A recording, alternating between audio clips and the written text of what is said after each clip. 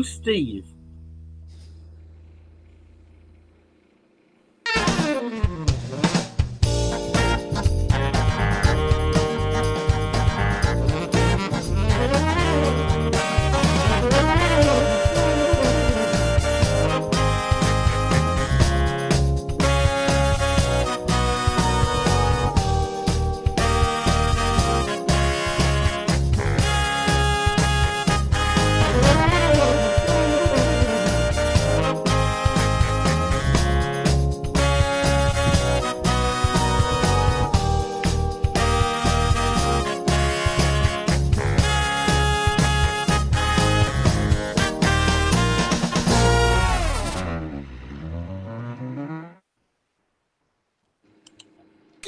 Everybody, crikey, it feels like ages since I've been on this show. It's nice to be back. It feels like we're back on a submarine, Lee. How are you? I'm very well indeed. Yeah, it does feel like a little while. Obviously, flying solo last week, but we had a couple of great guests. We talked a lot of poker, and we got a couple of great guests on again tonight. And we're going to dive back into introduce them straight away because we got some poker to talk about. Because I'm seeing clocks ticking down here to late registration closing. We're double danning down tonight. Dan Williams and Dan Owston on the show. Good evening to you both, guys. How you doing? Good, thank you. You? Very good indeed. And I know Mr. Owston has just jumped into the APAT Show Turbo Knockout. There is 1 minute and 10 seconds of late reg remaining on that if you want to get in there quickly. There are 30 players left in it. 53 started, so we've smashed the guarantee. You've got about a minute if you want to get in there. I know chip leader in that is Dan Williams. And obviously just started Stack. Dan said he might have even been out before we got the show live, but I think hopefully he's still going. Still got some of your starting chips there. So if you want to chase down both Dans, they're playing in that. Mr. Williams is also playing on the final table of the PLO as well. So he's going to be multi-tabling whilst chatting to us. And we'll see how this goes, Des. Fantastic. You've got less than a minute to get in it. Right, that's got to be the saying, hasn't it? We've got less than a minute to get in it. What is it, Lee? Where is it? How do I get in it? Yeah, it's now enabled as the APAT Show Turbo Knockout. So it's $11 buy-in. We've got 54 runners in there now, so we've got an extra one already in since we started. But yeah, you're not going to very long left if you want to get into that. Let me give you a quick update what's been going on so far. Leaderboard ladders this week. I think we're going to have be shipping a little bit of money to Kazakhstan. Des. Nice. Yeah, I think Andre is he's probably going to win that. He's had 5 cashes this week. He won both comps on Friday night, I think it was, and then had another deep run yesterday as well. They are chasing him down though. The Ilfracombe's finest are doing their best to try and hunt down Andre, but it's looking very much likely. As far as tonight goes, well, the deep stack's already concluded. That had 46 runners in that. That now starts at 6 o'clock in the evening rather than 5 o'clock on a Sunday. It's all changed, Ed, since you've last been on the show. So that's already done. 46 runners in that. Dominic Borski from the Czech Republic picked up the win there. Beat on Andrew Harrison heads up in that one. Asa, who was on the show last week, he's had a cracking week. I think he's had 4 cashes this week. Nice. Used his week off from work very well and has done nicely there. The main event, well, that is heads up at the moment. Low runners in that tonight. I think it's just the summer it's bank holiday, Lee. Yeah, that's what it is. Currently, Naz is heads up against Jan Kuthen from the Czech Republic. Naz has got to try and hunt down a 3-1 chip dog in that one, but we'll see how he goes. PLO, as I mentioned, they're down to 4 in that now, so just in the money. Shug was the unfortunate bubble boy in that one. But of the players remaining, we've got Andre Lima from Luxembourg, regular player with APAT. Maximilian Scheider from Germany. He actually finished 3rd in the No Limit Hold'em tonight as well, so he's a 4 left in the PLO, so doing very well. Richard Smith is in there as well, and short stack in that one is Mr. Williams. Who's but all in the money now. And to say the Turbo Knockout, that's ended up with 54 runners. So we're down to 31. We're paying top 9 in that. So we'll see whether Dan can hold on to his chip lead in that one. Fantastic. Doubtful. Well, listen. Very doubtful. Doubtful. And he knows his game, Lee. He knows his game. I'm not betting on him, right? He's not like that bloke. Do you remember that bloke in Nottingham who said, if anybody would like a little... In fact, you know, what did I That's the way to look at it. So, yeah, it's a great rail here. Everyone following in. I can see Dan Owston's here. Dan was on there he the APAT show earlier on in the week. Played the high roller tonight, chatting to Warren. Dan, how we doing? We're doing great. Yeah. How are you doing? Yeah, good indeed. So up here now for the rest of the week? Definitely going to stay for the rest of the week, but only because I have to play the main event. And if anybody fancies a little punt, I'm saying that 10 to 1, I'm going to offer 10 to 1 that I can win the main event. Well, Dan went through his chip leader from the online day one earlier on. If anybody fancies a little punt, I'm 10 to 1 to win the main event. He only went and did it. So Dan Williams said he's not a good bet. Fair enough. I trust that these guys know what they're doing. Listen, we're not lonely. Bunch of folks out there, as you would expect, on a Sunday night, right? They're very sad. Bank holiday Sunday. They choose to spend it with the four of us. But anyway, we have Ilfracombe's finest out there. Good evening to you, Tony. Triplin is out there as well. And Triplin has an intriguing question for us all, right? And he wants to know, right? Quiz question. Can we put a prize on this, Lee? How many trainers in that room? We're not even sure if Dan's at home. I mean, he might be in JD Williams or somewhere. I mean, who does trainers these days? Rumor has it it's just empty boxes. He sold them all to main event buyers. An insurance job, yeah. And of course, where would we be without Simon Lawler? So good evening from Simon and to Simon. Sorry, Des.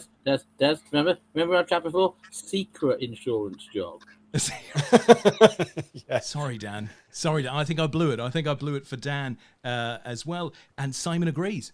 Just empty boxes, right? Just empty boxes, all for show. It's a bit of a set. Whilst you were playing that clip of Dan from Dusk Till Dawn there and saying that these guys know what they're talking about was what they could do. Unfortunately, other Dan has bust the PLO, and very, very quickly after that, Richard Rudling Smith follows suit as well. So it's Andre versus Maximilian heads up in that, which was once they're both done. The absolute bag of spanners that they were playing, though. I think that's the important thing. Oh, really? Was it that bad? Was it? It was fine. Please keep doing that. But yeah. Not Richard Rudling Smith. He had like a bag of tools. The others, honestly, I think they picked it up from the scrapyard. But anyway, we soldier on. We've got a turbo knockout to win. That's the way you've got to look at it. So we can see the that's the PLO going on there, and I will just quickly flick over to show you Naz's table. There's Naz playing heads up in the No Limit Hold'em. So once both of these are done, we'll focus in on the turbo. But no one's here to talk about the poker anyway, Des. We know that they don't. I made that very clear. It's all about the poker, but we've got a hell of a lot else to catch up on. I mean, everybody probably wants your view on the Man United Liverpool game, but you've probably moved on to what happened this weekend already. Sorry, no, we don't go back, Lee. So we're not going to talk about Brentford. We're not going to talk about last weekend either. Sounds good, yeah. And I don't want to make too big of a thing of yesterday's result, but I'm just going to leave that there for the remainder of the night. I hope everybody's comfortable with that. I'm really quite comfortable with that. 9-0, somewhat a little disappointed we didn't get the 10th. There were plenty of examples, opportunities, so on and so forth. But if you were a fantasy football fan, and you quite rightly had Salah as your captain, given that Liverpool were at home to Bournemouth. How the hell did he not score, Lee? How did he not score? I can confirm I'm a very disappointed captain. Very disappointed. I'm in a heads up head-to-head league, and so my opponent this week, we've got a fairly similar teams, but he had Salah as captain and I had Haaland as my captain. Yeah, and I must admit, as the goals were going in, I thought this is not going to work out well for me in the slightest. But not only did he not score, he didn't even assist one of them. I know. I mean, what was he doing on the pitch for 90 minutes? I mean, and not only did he not do those things, but he conspired to miss one or two really, really easy chances for Mo Salah. Incredible stuff. Was not to be. He did, but you could also argue because of his reputation and the fact that he's so closely marked and whatever that it frees up a lot of space for all the other players. Yeah. How many people were marking him? 7. I'll tell you what. To be honest, even if it's 2, Dan, that means there's somebody without somebody marking him. Listen, guys. It only takes 2. I'd love to be saying this is a story about Liverpool, but honestly, this is much more a story about Bournemouth. Because I don't think Liverpool have necessarily looked at their cutting best this season so far. But I think you saw a shell-shocked Bournemouth team yesterday, and unless they get a lot of people in before the window shuts, they are just going in one direction and one direction only. Well, I thought I don't. Did you see the tweet from Southampton? Which is was it just a beautiful little thing of just DM's open if you want to chat, kind of like because obviously Southampton have been on the wrong end of that scoreline twice in the past. Well, I think was it Klopp came out in an interview after the game and said, well, this sort of scoreline doesn't happen very often. Well, like 3 times in the last 3 years actually. It's true. So True. actually it's happened quite a lot really. It does. It does. Yeah. Remarkable that City haven't done it to anybody, but you get a sense that if anybody's going to score 10 this season, it will be City, probably at home to Bournemouth. I'm not sure whether it will. I think Bournemouth will. I think it was just one of those days. I don't think teams tend to have more than one of those in a season where they get turned over by that number. I think from what I saw of the, I think Chris Sutton was doing the game on BT Sport. It was naive, was his description of it as the goals were going in early on, and once it got 4 or 5, ultimately a team like Liverpool are just going to go, well, we'll just let's see what we can do. And what it was nice with Liverpool is they carried on playing and didn't decide to do a little bit of Richarlison showboating, which got what it deserved this afternoon. I don't know whether you saw. I did, yeah. Saw that, but didn't he? Yeah, quite right too. Definitely was the case. But I think Tristan says in the chat, Scotty Parker's come out saying they're not ready for this season. But I mean, I don't know what ready is for Bournemouth, to be honest. I did see quite a fun tweet earlier with obviously Liverpool's tweet of the score. Somebody's tweeted Liverpool's scoreline, and Celtic have retweeted "Hold my beer." Yeah, it's because they did 9-0 away from home, didn't they? Which is 9-0 away today at Dundee United. Celtic. You're shitting me, really? No, Celtic did 9-0 away from home today. Yeah, I also saw a betting slip where somebody had Liverpool to win 9-0 and Celtic to win away 8-0. Oh, really? That's ridiculous. And I'm thinking, what kind of pervert even puts that on? Yeah. And I also saw another interesting fact in Chelsea's incredibly lean Premier League winning season, where they were absolutely impregnable in defence, that they conceded less goals than Bournemouth already have in their first 4 games and throughout the whole season. Wow. So Bournemouth has now conceded more goals by the end of August than Chelsea did in the whole season, which is pretty ridiculous. Yeah, but what I would say is Bournemouth's start to this season was the fixture, computer wasn't very nice to them at all. And actually, they at least they picked some points up. I mean, from a United point of view, we could have easily, drawn or lost that game to Liverpool. We could have easily drawn or lost the game to Southampton. We could actually be, we could still be on 0 points, played 4, lost 4 at the start of the season. Yet we picked up a couple of wins somehow. It's not been kind on Bournemouth, but it's going to be a long season for them, isn't it? At least they'll get a break with the World Cup. Yeah, and on the flip side, everyone's saying about how Arsenal have done so well, but if you looked at their opening fixtures, it's pretty kind to them.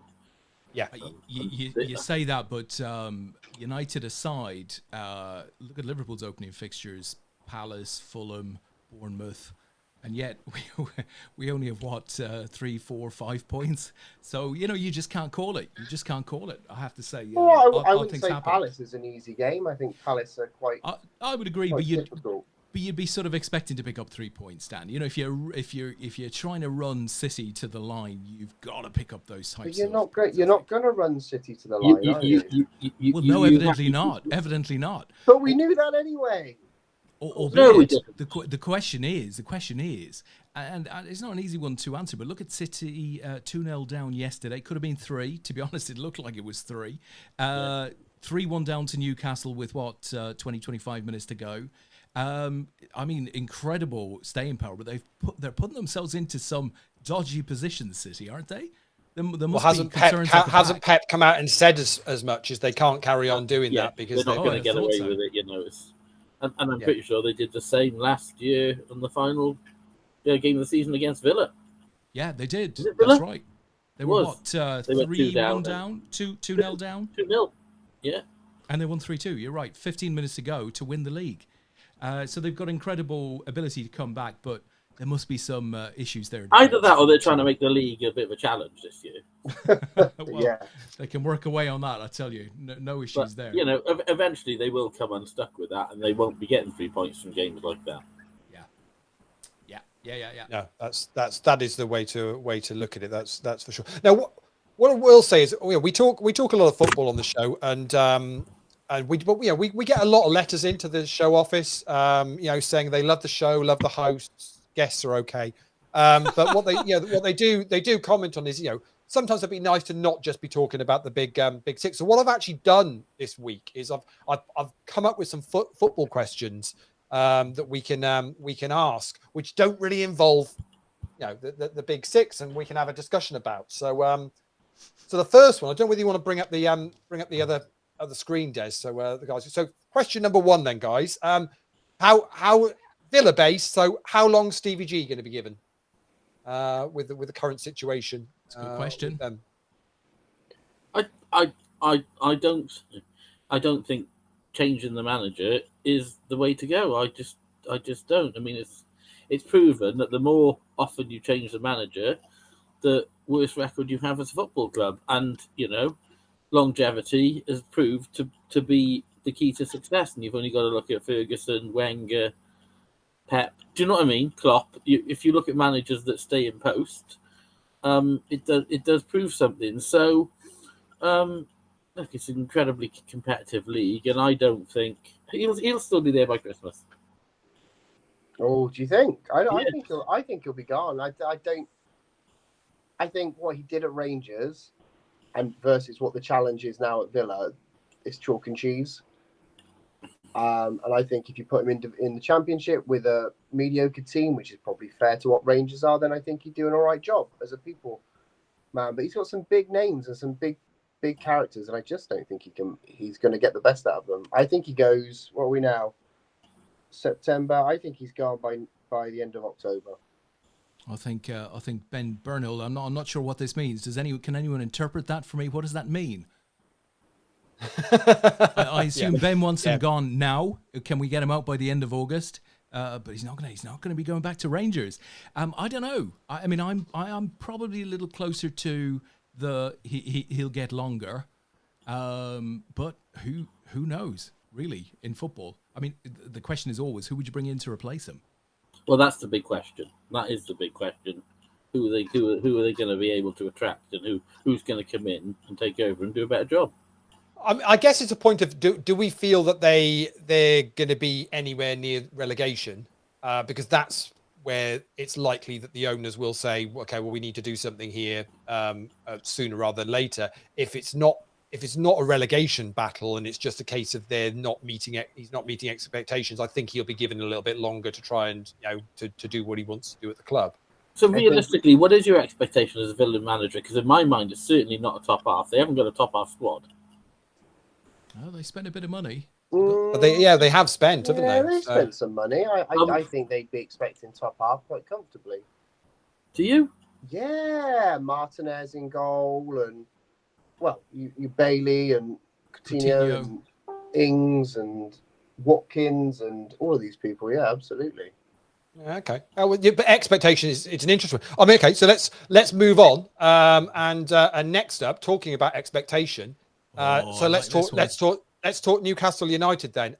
So how long do we think it's going to take until the expectation, not when we think they're going to do it, but when the expectation from the fans and the owners are, right, we should be doing top 4 because we are the wealthiest club in the world. Next season after this.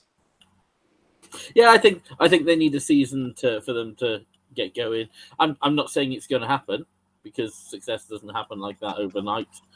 And it's been proven that you can go out and buy the best 11 players in the world, or the 11 most expensive players in the world, and that doesn't necessarily make a good team. Let's just say you put Ronaldo, Messi, Neymar all in the same team, and you basically have got a bunch of mercenaries. I think the team who tried to do it and played Championship Manager almost, was a Russian team called FC Anzi Makalaka or something. Oh, I remember them. Yeah. FC They got a few Anzi. Brazilians and stuff, So- didn't they? Yeah, which is quite ironic. Where they're the most racist team on the planet. But yeah, so they got Roberto Carlos and Rivaldo, and they got some just ridiculous names over there, and almost had like a season and a half of playing Championship Manager. Now the owners got bored, and they're now in like Russian League 3 or something. But it just goes to prove that this spending it just doesn't compute. I mean, Notts County tried to do it as well at some point. I know it's on a different level because they were still playing in like League 1, but they were paying wages of 25, 30, 40, 50,000 pound a week in League 1. Was that when Sven was the manager for? It was a when bit? Sven. Yeah. They had Kasper Schmeichel, and they took about 3 players off QPR. I thought something dodgy went on there, and but do you know what? All these players are playing in the Premiership. Suddenly going, I'd love a challenge in League 1. Yeah, but that's no different to what's happening with Walsall. They're dragging players from established leagues down. I think Cheltenham's captain just left to go to Wrexham. He went from being in League 1 to being in the Conference because of the money. Forest Green have done it, and it's been a pretty good model. And even, do you remember Gretna Green back in the day did it? And Gretna basically Green? went from obscurity to... I think that's where you get married. To obscurity. Yeah, back to obscurity. I don't think Gretna Green's got a football team. They- Do we feel that the Newcastle owners will have the top 4 expectation before the fans will, or do you think there's going to come a point where the fans are all saying at the moment, okay, we're but at what point do the fans go, well, okay, we've got these rich owners now, yeah, we should be in the Champions League? I think a lot of fans have been saying they're happy as a 5-year project. Yeah, I think you've got to do it organically, right? You've got to do it slowly. So if you look at Newcastle at the start of this season, you know, they're up there in the top 5-6 at the moment. I think they're unlikely to be certainly top 4. They're not going to challenge top 4 this season, I wouldn't have thought.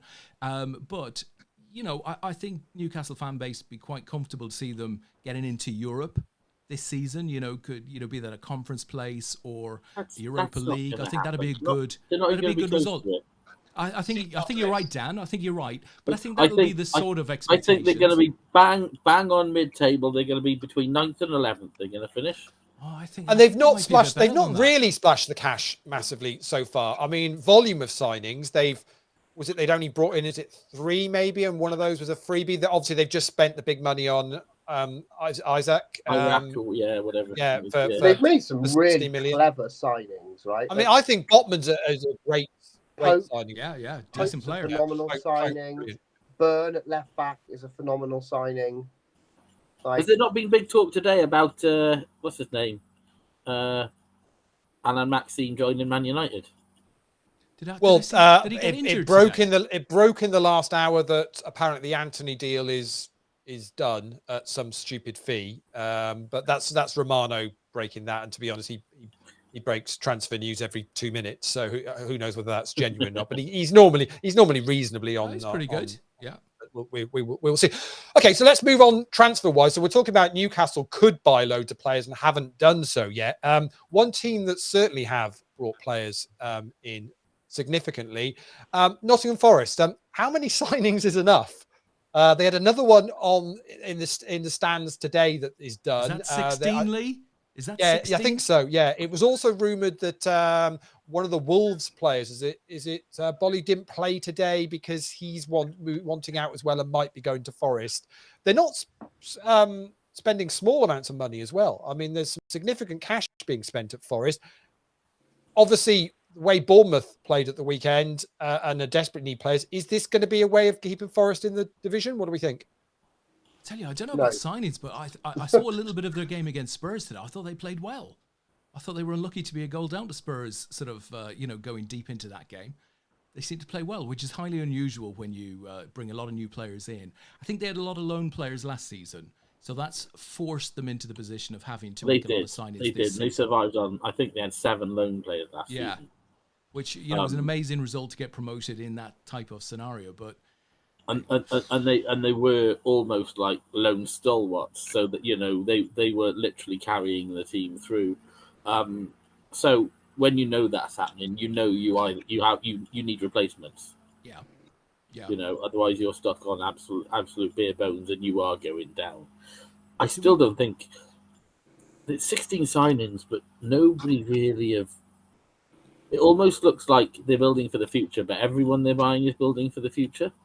Yeah, well, they're this in stark contrast to Bournemouth, right? Bournemouth have spent 20 million, as I understand it. I don't know how much Forest have spent, but they've obviously turned their squad around significantly. They've got depth and all of that good stuff. Of course, they're in trouble if they do go down, but they've taken this as their shot to stay up. This is their and we've seen this before, right? Lots of clubs have tried this in the past, and very few have ever succeeded by just splurging 100 million, bringing in lots of players. Generally, it's a recipe for disaster. Simon's in the chat saying 18 signings now. 18. Bloody hell. Up to 18. I mean, bear in mind most Premier League players teams probably run with a squad of about. Well, it's funny. It's similar to when in international squad, isn't it? It's normally about 23, 24, isn't it? So to bring 18 in is just mad, isn't it? Well, I just looked here. They've spent 150 million so far. But that's not a lot on 18 players. You're averaging. I mean, you're talking at like poor Championship standard. I mean, they've got Lingard, and Lingard was a freebie. Yeah, so, but you know what? What are the wages, though? The wages. I'm looking through the players that they purchased, and it's just going to take. I think it'll take a bit of time, but they'll be all right. They've got Frula from Atlanta, the centre midfielder. He's he's quality. Lingard, we know, is no idiot. Dean Henderson, obviously a great goalkeeper. They've got Emmanuel Dennis from Watford, brilliant forward. So they've made some. I think Brilliant is pushing it. I think they've bought a bunch of bang average players, and but they're also they're Nottingham Forest. They're not. Okay, they're not Chelsea, right? There's limits to what you can attract. The question is whether these players can keep them in the Premier League. Now, thus far, the football they were playing today, I thought was very, very good. I thought it was very impressive. The question is whether they can still be doing it in December and January. I think they'll be able to break down these mid-table teams, pick points up left and right. I think there's much more worrying teams to think about for relegation. Well, like Simon, listen, Simon said, Dan, Simon said they've used 28 players in 5 games, including the Cup, season to date. So what do you think, Simon? Can this work for Forest? They're going to stay up. What level of confidence do you have? But outside of that, lots of chat coming in. Lee, so a question from Naz, who I think we saw heads up in one of the events, right? He was heads up in the Hold'em. Yeah, he finished. Yeah, he finished second in the end to Jan Kutten from the Czech Republic. But Naz picks up $345 for his efforts tonight. So fantastic. Well, he has a question for us, Lee. He wants to know: is that Dan Williams, the world champion, had not been able to put a golf ball from 1 centimeter into the hole? At which point Ben comes back and says, "Yes, I think it's the same Dan." Now I have a golf story. I went playing dinosaur golf this weekend. Absolutely fantastic. Naz goes on to say, I thought he'd be in the Live series, or at the very least in the FedEx playoffs this weekend. I think, Dan, they're pulling the P out of you. Triplin says, yeah, you run away to Scotland to get married in Greta Green. Dan, not so much about the football, seriously? It's about the marrying. No. Yeah, Greta Green, that was an old thing, right? That's going back. Search Gretna Football Club had a meteoric rise. Some guy came in and pumped millions into it. Probably when I was at university, so 20 years ago. Okay, but it's not Gretna Green. Oh fucking hell! Do you know I'm playing 12 tables. I'm listening to you. Come on. I'm trying to think of the other Scottish club that had a load of money pumped into it. Didn't somebody won like the Euro Millions, like get a really poor Scottish club and pile loads of money into it? For a little while, yes, did for a little while, but then pulled. No, something happened, and he said, "I'm not prepared to do this anymore." He basically bought it on behalf of like the fans cooperative, and then they basically said, "We're taking our club back," and he went, "Well, I'm taking my money back." Yeah, exactly. So Simon's in the chat and says 17th will be a victory. So I agree. So they're going to be on the cusp, battling with 3. Okay, so that leads me on to my final one. that leads me on to my final one of tonight's not the big six questions. So if we It think must be a Man 17th will be United thing, yeah? If it's not 17th the will be a big victory, six. then Leicester City, too good to go down. Far too good. Far too good. I think so. Yeah, I think so. I think so. But I mean, So if you go even back if to even if they're having to balance the books, Fofana's probably out the door. Will he have a chance to spend the money? You know, they're currently bottom of the table. Vardy is aging. Yeah, they really have been made. It's been very, very clear that they've got to balance the books, and they're not bringing. I don't think they've signed, or certainly a couple of weeks. They were the only club that hadn't signed a player. I'll tell you what. By a few weeks ago, Harry Maguire back for 3 million. Right, give him the armband and straight down. Let's do it. but genuinely, you think Leicester will? You know, Brendan Rodgers will be able to turn that round. There's too much dross. There's too much dross in that league. Once they bin Rodgers, they're going to be okay, says Simon. Yeah, I think he's the first manager to go. I think he'll go before Stevie G. Well, I know Stevie G's favourite, but I think Brendan will go. What you think? So a change of manager will turn around their fortune quickly. I don't think they should, but I think it'll happen. I think Sean Dyche will end up there at Leicester. Okay, potentially. Well, Brendan Rodgers is pretty much the very short odds, isn't he, to be the first manager to go? Oh, is he? Yeah, I haven't seen recently. He wasn't. It was originally Stevie G. It was. I think Lampard and Stevie were both about sort of 5-1, 6-1, but I think Brendan Rodgers is coming to quite short odds. I think. That's for sure. But you guys think that isn't going to be a case? I mean, Brian Pickersgill's very, but they've got to sign a keeper to replace Kasper Schmeichel because they've let him. I can't understand why he went. I really don't understand. Very strange. Ironically, he's one of the ones I was talking about who mercenaried off to Notts County on 30 grand. Well, he did. Yeah, I'm pretty sure at the time he left Cardiff to go down the league to Notts County. So Lee, the question surely is, why haven't they signed any players? My understanding is it's simply a financial fair play is what they came out and said. Is they're having to balance the books, and therefore they knew they were going to have to sell one of their whether it's star players or certainly one of the players that they could charge a premium for, which it looks like Fofana's going to be the one, but they're holding out for the max they can get for it, hoping I think then that will be the only one that they need to get rid of. Is my understanding of it. I think another big problem at Leicester is losing the owner. I know his son has taken over and thing, but he was really, really interested, and he was a driving force behind them and whatever. Don't think the son's interested. He's sort of inherited taking over the club, and so I think that's got a massive amount to do with how they're going to do and what they're going to spend. Because I don't think his heart and soul is in it. I think it was his father's little project and his baby, and he really, really cared, and that has a massive impact on teams like that. And I just think, as I said, the son's inherited something he doesn't really want to be part of and isn't interested. Wow. Yeah, well, I mean, look, we all know if you don't have the interest from the management or the owners, that can be. Yeah. And speaking of financial fair play, obviously we're saying Newcastle are now the richest club in the world. They've still got to abide by fair play rules. Financial fair play rules. Well, and to be honest, they very much have done, haven't they? Yeah. They seem to be. Well, you kind of get the feeling that they're going to be run very similarly to the way Manchester City are run, which is it's frightening. I was looking at the numbers today. Although City have spent sort of 100 million plus in each of the last two summer transfer windows, they've also brought in the last couple of years somewhere upwards of 200 million from selling players as well. And they're very, very well organised. You never hear about City buying players. It's until it's done. It's kept very quiet. It's a completely different way to what in this day and age. 60 million for Haaland is daylight robbery. Well, if United, as the rumour is going tonight, they're saying that basically they've agreed to pay what Ajax wanted, which was I think was 80 something million. So it's about 100 million, I think, €100 million euros all in. I think. It makes the Haaland money, it makes the Darwin Núñez money look insane, albeit he's learning his lesson very quickly on the touchline for 3 games. But it's just ridiculous. But then if you look, Newcastle spent 70 on whatever he is, Iraq. It's not Iraq. Isaac.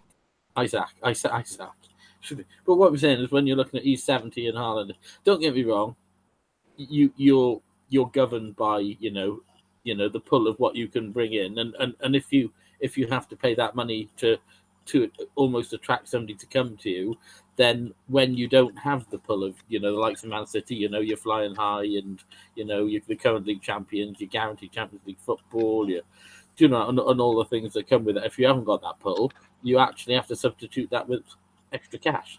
I think the Haaland one, he had that written into the contract at that, so that basically was his buyout clause. I think when Liverpool go back to Borussia Dortmund for Bellingham, which is Next where season, isn't it? Yeah, it was rumored over the weekend that it might even be as early as January. But again, Liverpool go about their business in the right way without any bother. I think they'll find. I don't think there's anything like that sort of clause in Bellingham's contract, which means Liverpool might well have to pay top dollar for him, whether they feel they want to do that, because Klopp's come out this weekend and said, Des, isn't he? I didn't think we needed a midfielder, but I think we do need a midfielder. Still, there's got to be the right midfielder, but yeah. Did you see Dortmund's collapse last week? Didn't see that, Dan. No, but I was just going to add. Dortmund were 2-0 up going into injury time and lost 3-2. Really? Wow. Well, I mean, if you sell your best players, right, you're going to end up in trouble. I think the difference between Haaland. By the time Bellingham comes to go, if Dortmund are no longer a force and doing well, and that's going to bring his value right down. I don't think so. I mean, I think the only thing that brings Bellingham's value down is getting towards end of contract, right? And I think the situation with Haaland was, he was obviously running towards end of contract. He had a buyout clause at 65 million euros, whatever it was. But City have had to, they've ended up paying him 350 to 400,000 pounds in terms of his weekly salary. I mean, it's enormous, right? Because the player's going to get it no matter where he goes. If you actually look at cities, yes, it's high, but it's. Do you know what I mean? It's not far off what they're playing the rest of them. It's absolutely that. And a big pull for Haaland is obviously his old man. Yeah. But I think with the likes of Bellingham, Lee, we're clashing here. I don't know if there's a little delay, but in the case of Bellingham, I think the salary would be a lot lower. So he might end up costing 100 million euros, but the salary is likely to be about 120k a week versus a big salary. Well, Liverpool don't really pay big salaries. I know they've just done the new Salah contract, but I think that's the first time that you've ever done anything at that kind of level. Normally, you try and get it as cheap as you possibly can, don't you? Really? Yeah. So. Brian is saying here, look, United have always had to pay a premium for players, and I think that's true. It's a premium. It's a premium. I mean, the Anthony deal, if that goes through, ultimately, if Ten Hag wants him and feels he's an improvement on what we've got and is another option. Bear in mind, for most of the clubs playing in Europe now, right up until the World Cup break, now it's 2 games a week, every single week. I think United go out and they do spend very similar to the rest of the top 6. But what United do really badly is they never recoup any money. No, if you look at what we get back in for players, it's pretty. So I shocking. think that their spending is on a par with the rest of them. It's just that they never get any money back. Yeah. Do you think Lee has Ronaldo played his last game for United, or will he stay beyond the window? So. I hope he has, but the worrying thing is I don't see anybody coming for him, because you kind of feel if it's a weird one. I think we're taking the view, well, if somebody wants him, great, and if they don't, we'll keep him on board. How happy he's going to be sat on the bench starting every game, because that's the reality. Really happy on 475,000 a week. Yeah. Well, no, but I don't think he is, because I don't think it's about the money for him. I think it's about he wants to be in the Champions League, scoring goals for another couple of years if he can. But the reality of it is nobody wants him. But then that begs the question: why go to United? Well, we were in the Champions League when he signed, and I think he just assumed that we still would be. But let's remember, he was part of the team that meant we're not in the Champions Yeah, League this year. I- So to be honest, he can kind of throw his toys out the pram if he wants to, but reality of it is he's part of the reason we weren't. He'll argue, well, I scored the goals, but we look a better team when he's not in the team. Even the 2 games where he's come off the bench, for the last sort of 10, 15 minutes against both Liverpool and Southampton, we've been hanging on at that point. And I don't understand the reason why we're bringing him on, because Southampton's a perfect example whereby we needed to have a little bit more pace, catch them on the counter attack, bang, and try and nick a second and put the game to bed. Bringing Ronaldo on is never going to do that for us. But that's just It is that's disappointing just the way with it is. Ronaldo not playing, though, because there was a very good bet last season where you could get Ronaldo to score and Ronaldo to get booked as a double. And depending on the game, you could get up to where you would have 30 to 40 to 1 on it. And it came in all the time. So as a gambler, I'm very disappointed. But as a Man United fan, I'm very happy because, he's just not interested, is he? Did I just hear Man United fan and very happy in the same sentence? It's not a thing. I mean, I never thought I'd be talking about saying I hope Martial gets fit He looked soon great in and pre-season. get him playing, because it feels like he's we might be starting to see the player that we thought we'd signed in the first place. I think he also fits Ten Hag's sort of ethos, doesn't he? A little bit more.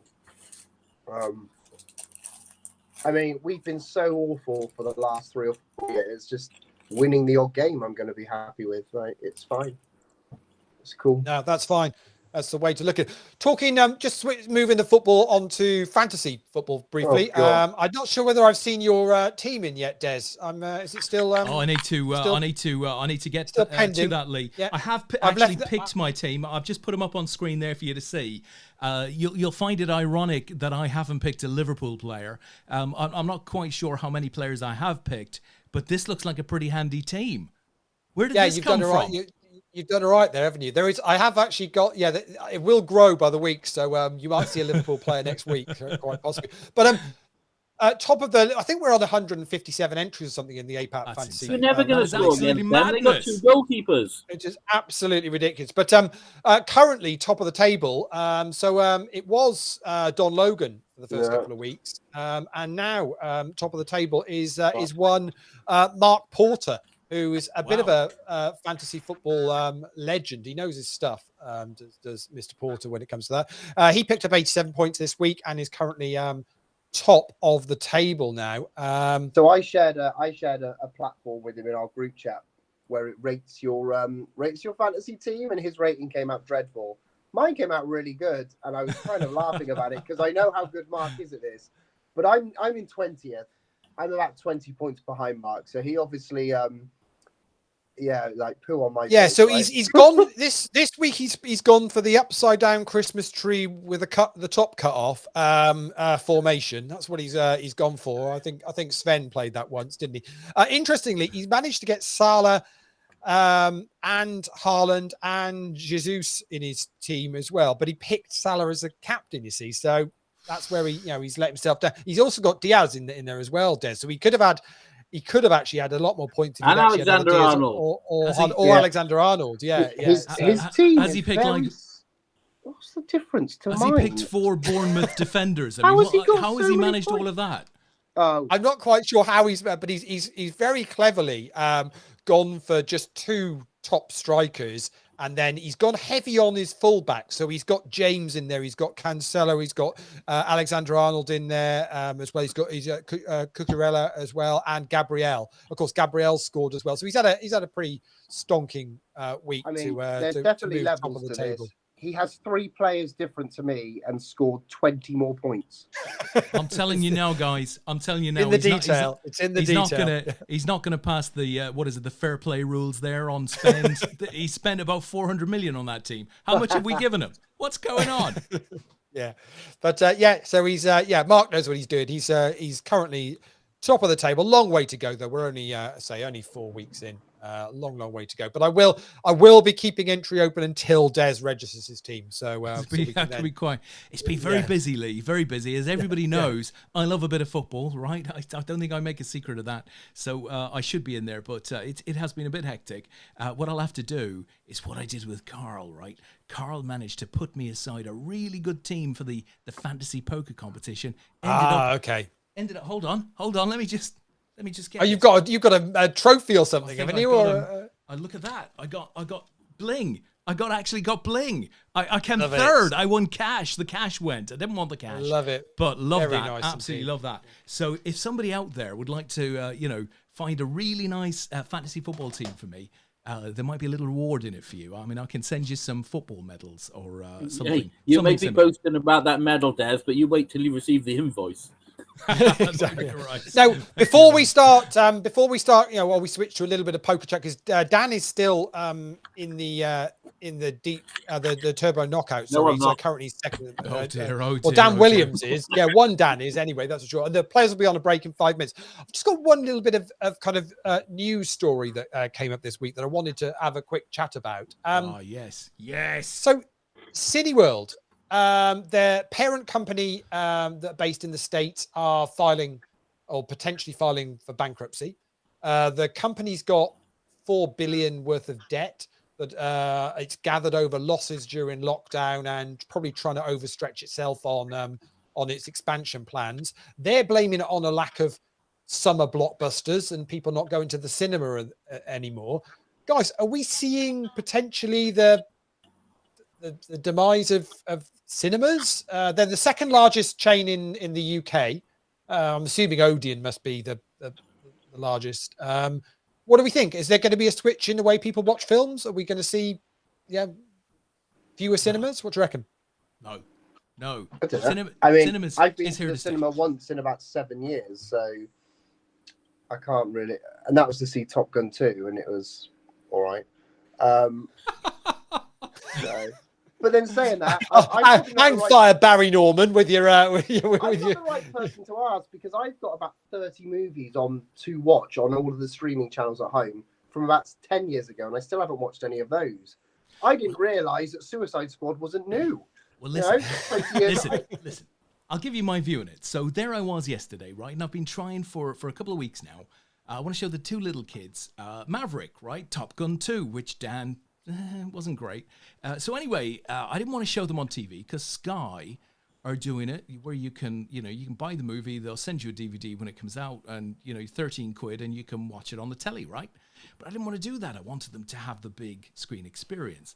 So Sean mentioned 2 days ago, I saw Maverick is showing at View, right? So it's actually showing, do you want to go? But the only thing is, they're showing both of the films. They're showing Top Gun, 20-minute break, then Maverick too. You can, like £12, you get into both movies, right? You get the reclining seats and all of that stuff. So, okay, let's have a piece of that. Went off yesterday with two little kids and Sean, and we went to see this film. These two films, absolutely brilliant. 4.5 hours. I thought it was absolutely fantastic. And for a 9-year-old, a 10, 11-year-old to be, completely into it was totally fine, very comfortable. But I tell you, it wasn't the £12 on the tickets for two movies. It was the 55. The pick and mix. It was the 55 quid that we spent on pure shite. Given that we had a bag of our own shite in with us, I couldn't believe how expensive it was just to buy stuff. If you have a couple of bits of pick and mix and a Tango Blast each, that's 40 quid. Yeah, exactly. So that might be the threat, Lee. I thought a really great experience, but it's not necessarily the price of the ticket. It's just the price of the stuff around it. But the trouble is the actual entrance price is almost a loss leader now to get you in there. Yeah. Because you're watching two films for 12 quid. And Yeah. you're there for 5 hours. That is not paying the heating, the lighting, the rates, the keeping the building open. I just thought it was a great and, experience. And it's probably not the best time to mention it, but with the energy thing, costs like that are only going to increase, and they are going to hit businesses really hard. And I think what is going to happen, it is going to depend on is actually what the government sees this, and I'm just not. I'm thinking not just cinemas. I'm thinking a lot of hospitality industries, and anywhere in catering. And if you've seen recently, the prices not just go up in like supermarkets, but the prices go up in pubs and restaurants, etc., etc. £5.50, £6 a pint is regular. To have a meal and or whatever, and a burger and chips now for £8, it just doesn't happen. Or because actually buying the raw ingredients is so expensive now, and keeping the doors open is just so expensive. So I've got loads of people in loads of friends in the industry just saying we can't put our prices up anymore to cover it because people just won't pay it. But we can't keep charging these prices because we can't afford to keep the doors open. So, and I think a cinema is quite the same thing. And you'll have people going, and they'll be saying, "Shit, a lot of people wouldn't be in the position to say, well, I can spend £55 on pure shite, and it's, and it's, you even pointed out about how expensive that is. But for your normal family of four who work, a normal job and earn, median income, whatever, that's astronomical. Oh, it was absolutely crazy. But I had looked at, I went to the cinema one other time since lockdown, right? And I went to that same View cinema. It was very impressive, and they'd obviously put in all of these new seats and stuff like that. Really, really comfortable. So I came out of that movie maybe 2 or 3 months ago, and I thought to myself, right, I've got to check out what View have done, right? So they've gone through COVID, where a lot of cinemas have been closed, of course, and suddenly I've gone back into this cinema. They've invested a ton of money into it. How have they done that? What's their thinking? So I found an article which addressed exactly that. It was the CEO of View talking about COVID and their response to it. And what they ended up doing was not closing cinemas. They'd closed a couple, but really not many. But they took the opportunity to take a lot of volume out. So, where their screens generally were larger, they took, a big percentage of that capacity out, and they put these very high quality reclining chairs in. So smaller capacity, but much greater experience, much more investment in 4D movies and stuff like that. And I think their view was there's still going to be people who want to go to the cinema for the experience. And what we're going to do is to really invest in ensuring that the experience is second to none. Therefore, those people will stay loyal, as opposed to offering tons of capacity where actually they don't think they'd fill all of those seats. So I thought it was a very brave strategy. I mean, I liked it, but it's one thing to spend £12 for a ticket, and it's another entirely to be hit with a £50 or £60 bill for, the trimmings, as it were. Yeah, and so like you just said, and I actually think it's a good strategy and a brave strategy. The trouble is when you invest all that money in new seating, and all your ancillary costs are going up substantially. Yeah. Then absolutely, actually that has to reflect in the price of the ticket that you charge the consumer. Yeah, and the trouble is in order to cover the new luxury seating and the smaller capacities and the increased costs that they're going, then let's say they have to put their price up from 12 to 20, and now you've got a family of four who can go for £48 and now paying 80, and it again, you're going to price people out of the mark. So investing at the moment, I can see why they've had to do it, but again, actually, when you invest, you have to recoup your investment somehow, unless you can afford to swallow losses from historic profits. Yeah, look, there's every chance, Dan, that when they made this investment, they weren't aware, nor were they expecting the sort of energy increases, the prices that we've seen surround us recently. So that could be detrimental. Brian is out there saying, bang on, Dan. I mean, do we think that sort of thing, we're going to see that move into something like the poker world? Do we see those increased costs have an impact on poker clubs, casinos opening their doors, or is it just a case of it'll trim their margins a little bit, but they're not going to be overly worried about it? It's not like they can put their prices up massively Have you, in have a you, lot of what have they you do. not seen the big outpour of disgust about charging £2 for a Diet Coke at the Goliath?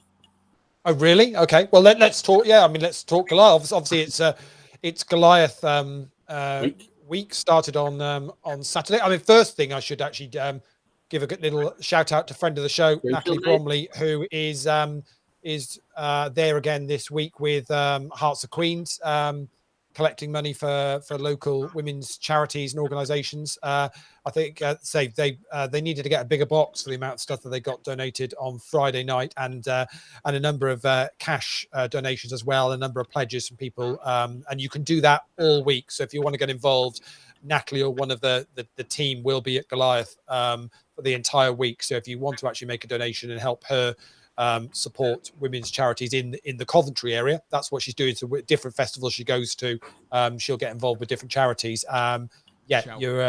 She's got a group on the Facebook, so you can do that. But so Goliath is going. I know there was a big hoo-ha, should we say, about the reg fee and them taking a percentage as well out of the prize pool. I know that was happening before, but I hadn't seen the prices being charged at well, it's not the Rico anymore, is it? Is it the Coventry Building Society arena? So Phil Cole saying £3 for a Pepsi Max today. So no, it's £2 for a soft drink or £3 for unlimited refills.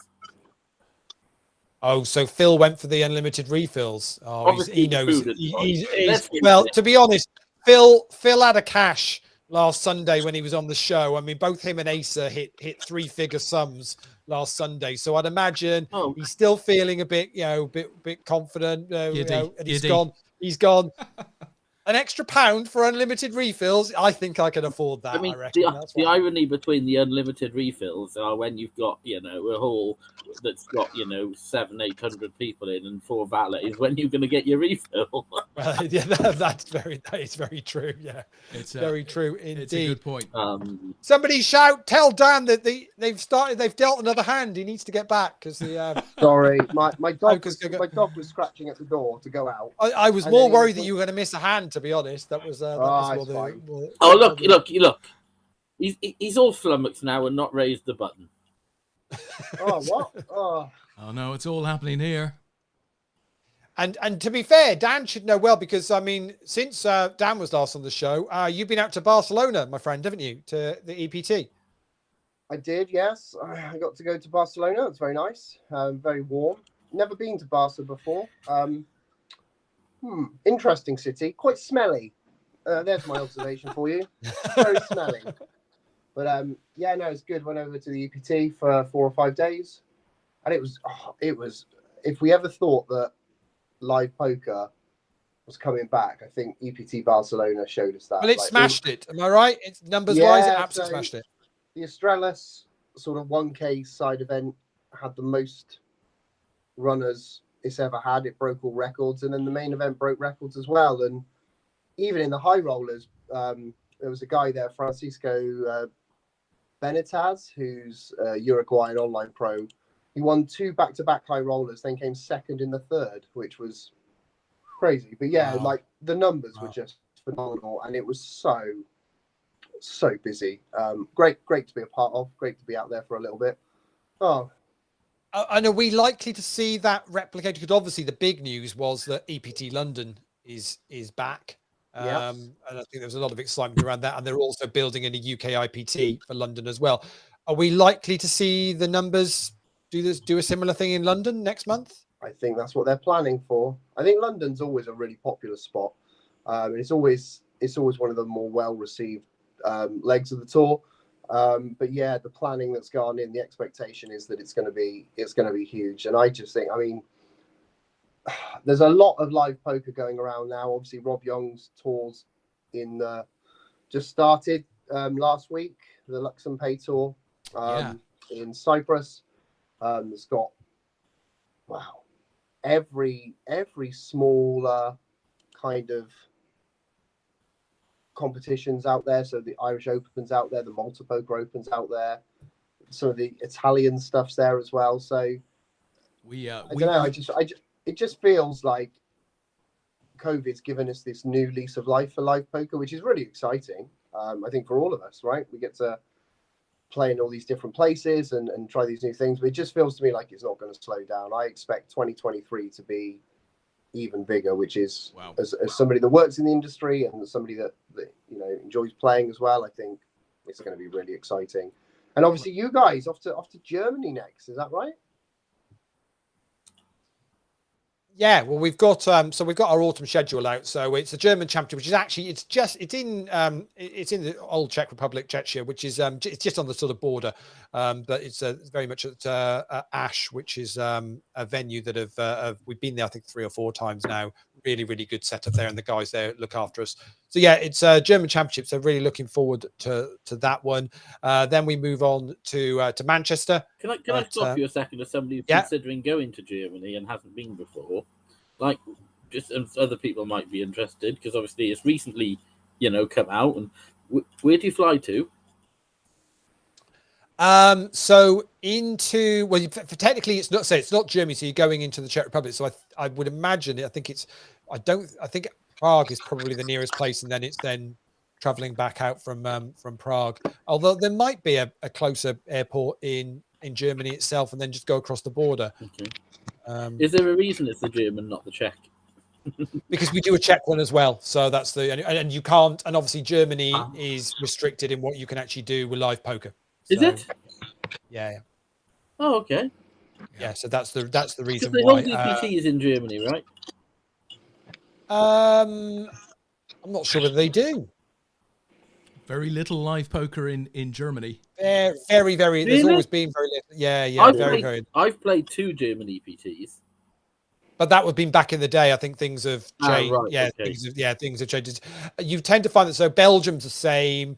The Netherlands is the same. Is the rules have got very, very strict on what who can do what. So with it's live all down stuff. to it's all down to regulation, and in Germany, I think there are a number of states that issue the regulation. So some are open, but a lot are not. So I think Germany is quite challenging. A lot of the big German events take place in the Czech Republic, which is ironic, really. Yeah, well, I'm actually looking at the thing now, Grand Casino. Now, I couldn't look at that, and I couldn't actually work out where it was being held. Okay. Because I didn't know there was a place called Ass. That's fair enough. Yes, you got to do a little. You've never heard of Ass? No. No. You got to do it. Let's move on to Manchester, shall we? But to be honest, the German, there is a German poker tour that happens, but it tends to happen at King's. Okay. Again, which is the Czech. So yeah, okay. But I know where Manchester is. We're okay with this one. You'll be okay with Manchester. So we're at 235, which is going to have a day 1 on the Friday night and a day 1A on the Friday night and a day 1B on the Saturday. Players back for day 2 on the Sunday. So that'll be a cracking weekend up in Manchester. Then the guys head over to Malta. I know we've got plenty of players that are already planning on doing Malta. So the Malta Poker Festival currently running an event at Cyprus, actually, as Dan just mentioned, with the smaller tournaments doing events out there. So Yvonne and the team are currently out in Cyprus. She's posting a lot of pictures on Facebook about basically a lot of food. To be honest, in Cyprus. But anyway, so we'll be in Malta, and I know a lot of the guys enjoy the a little bit of sunshine, late autumn sunshine in Malta. So that should be a good fun. And there's a really good schedule again for that one. And then finally, we'll in November, we are going to be doing Poker Squads live at Dusk Till Dawn. Can't wait. Can't wait for that one. We've all I think we've said so far at the moment is it's teams. It'll be similar to the counties that we've done in the past, which was teams of 4, but a little bit more flexible on basically just get together with 3 of your mates, get a team together and rock up at Dusk Till Dawn for the weekend. So that should be a good one. So yeah, that's it. That's the plan. I'm sure that's going to be hilarious. I'm sure that's going to be incredibly competitive. Yeah, I mean it will be. We're expecting it to be sold out. I mean, it'll be 70 teams, I think it will. And I'm pretty certain we're going to have some very disappointed people that are going to want to play it and won't get into it. So as soon as we get details out for that, we'll let you guys know what the situation is with that. I'm just missing 3 friends, but apart from that, I'm all good. Oh, Dan, you'll have no trouble now. You're the world. I was going to say, to be honest, it's not going to be difficult, is it, to get yourself in a team? That's for sure. It won't be a problem in the slightest. Mark Delaney's been doing some work. Yeah, it's got up to nearly 900,000. And poor Dan, bottom of your screen there. We're currently it's hand for hand at the moment, so we've got 10 players left. It's paying top 9, and I think that might even then flick us onto a final table. So yeah, we're just seeing who's going to bust. I mean, Brendan Garrett's a short stack on this. Who's the guy on this table with 58,000? Obviously, Dan, you're currently third. I mean, you're third in chips with 310k here, but it's Mark's really, really built to his stack. Yeah. Well, he's putting pressure on everybody. I've literally just had to on the bubble with ICM implications, fold some very juicy hands that I would not normally be folding, but you know. When we're playing so shallow, when we've got some really, really short stacks, like Brendan now's got like 3 or 4 bigs. Yeah. So yeah, Delaney's using his stack really well, and he's got a really good position on the table, being 2 to the left of me. So yeah, he's. I mean, we've talked about ICM on the show, ridiculous number of times over the last sort of 3 years. Even in a tournament, I'm not going to say a cheap tournament because it's it's $11 comp, and some people that's they're kind of what they're bankrolled for to play, but.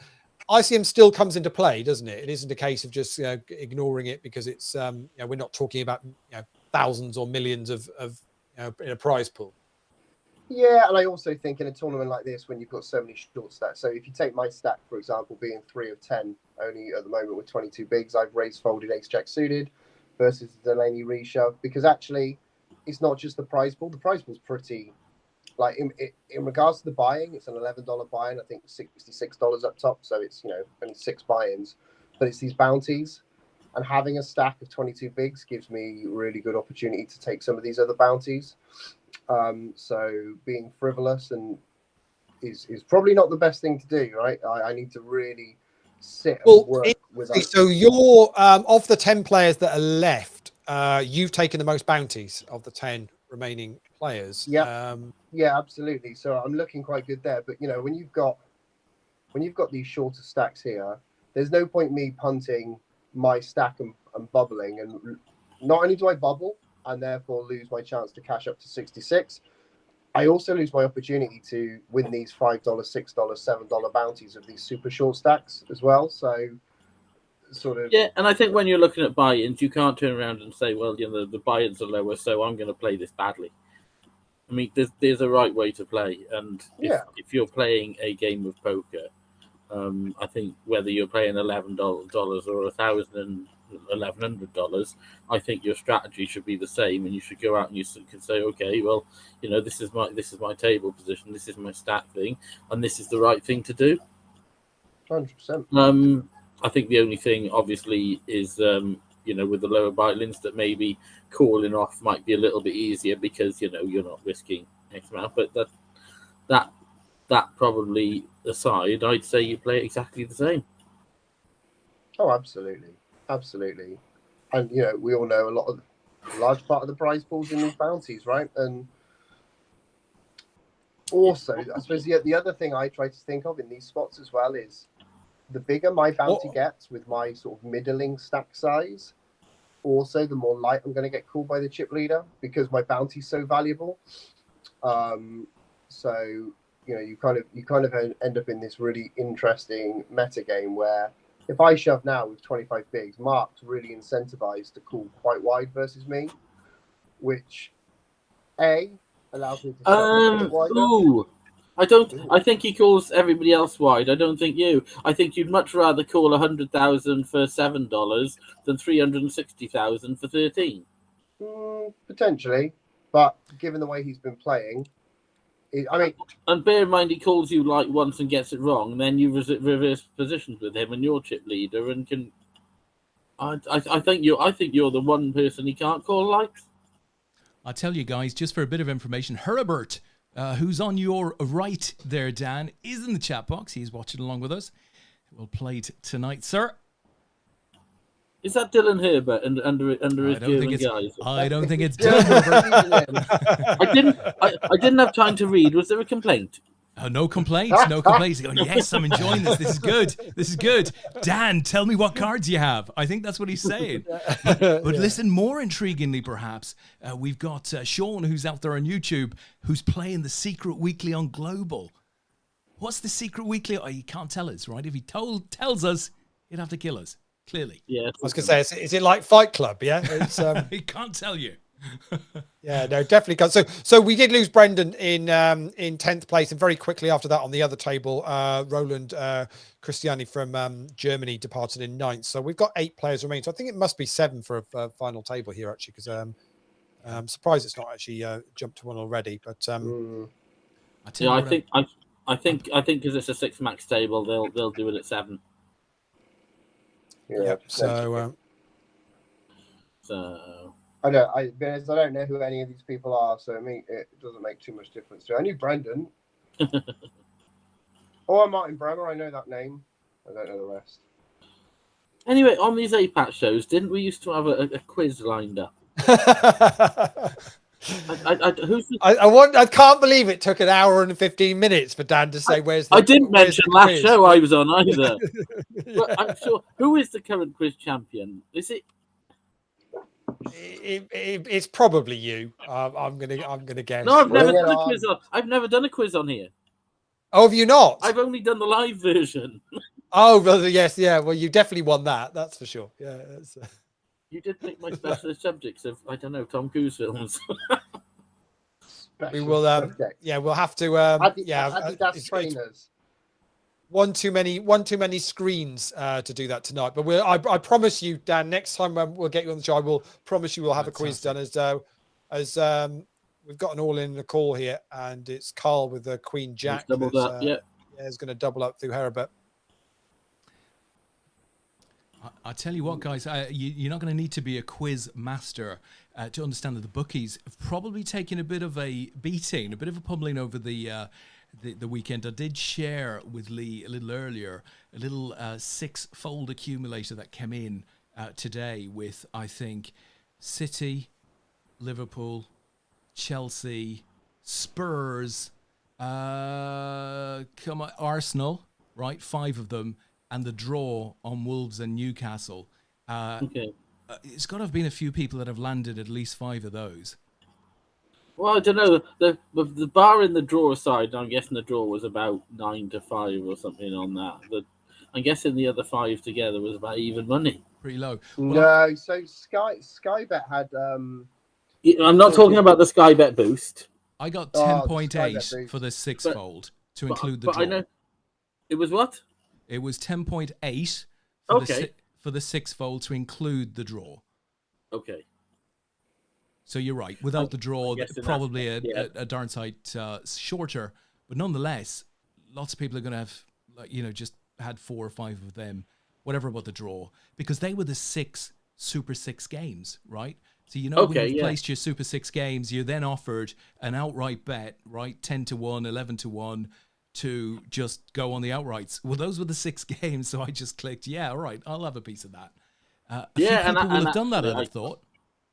Definitely huge merits in picking the draw there as well, which... It looked like a draw, Newcastle away. Listen, Listen, it didn't look like a draw with 3 minutes to go. No, I'll take it. And to be honest, I sweated for the 8 or 9 minutes of bloody injury time. I said to Sean, hold on, Newcastle have just equalised in this game, can we just turn over for a few minutes? Wasn't it 2-0 until the goal got disallowed? It was, yeah. I said exactly. I said, it's gone 2-0. That's gone. That's done. She looked at me and said, I told you should have cashed out. It wasn't all plain sailing. No. Well, and let's remember there was Man City in that bet as well, which yesterday was looking 2-0 down. pretty dodgy at one point. Yeah. So yeah, it was. I actually had 10-3 on Man City at 2-0 down. Well, Crystal Palace. Yeah, I had a little pop in them as well. 17s, I think, to start. 3.74. Yeah. Listen, you could. Oh.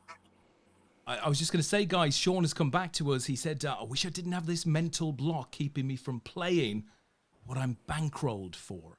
So I'm not sure whether he's playing below his bankroll, above his bankroll. What's your view on bankroll management and stuff, Dan? And obviously, either of you can answer that. I'll let Dan go first. Well, I just think it depends what your end goal is, right? If you're playing for fun with friends, or you just fancy having a bit of poker, every now and then I think you just play what you fancy playing and allow the variance to take hold. And you know what? There's nothing wrong if you don't think you're a winner at a stake, but you fancy taking a shot and it's financially viable for you, then go and do it. However, if you're wanting to play 7 nights a week or maybe a little bit less and want to play regularly, then it's massively important. What I've actually started doing over the last, I don't know, couple of years is if I want to play something that's outside of my bankroll per se, because I do keep an online poker bankroll around, I'll actually buy a percentage of myself from my own money, if that makes sense. So let's say I want to play a £500 EPT side event as an example. I might use some from my bankroll, whatever's viable, and then I may buy some more from my own money. And then if I win, I buy half, easy math. I'll take my half that I've bought from my personal money and put it back in my bank, and then the other half I'll keep in my poker roll. So, and that way it allows me to take shots, but it's not gonna completely decimate my bankroll if I don't cash. Do you sell at spot to yourself, or do you charge yourself a markup? No, I definitely charge myself a markup. I mean, I find a few. I can see why you're doing that, but because you're funding it from 2 separate sources that are both controlled and owned by yourself, you still assume all of the risk. I like it. Yeah, of course. It's good. It's good mental management, though, isn't it? You're sort of separating the elements. Oh yeah, Sean has come back. You're saying, well, I'm gonna spend 50% of it because that's what my poker money can afford me to do, and my personal budget gives me a chance to fund the other 50%. So I'm going to take a shot. Yeah. Listen, Sean's come back and he said he's playing below his bankroll. So I suppose that's a good thing, right? That's better than playing above your bankroll. So maybe it's more of a confidence issue, just doesn't want to take too much risk. Don't know. What would your view be, Dan?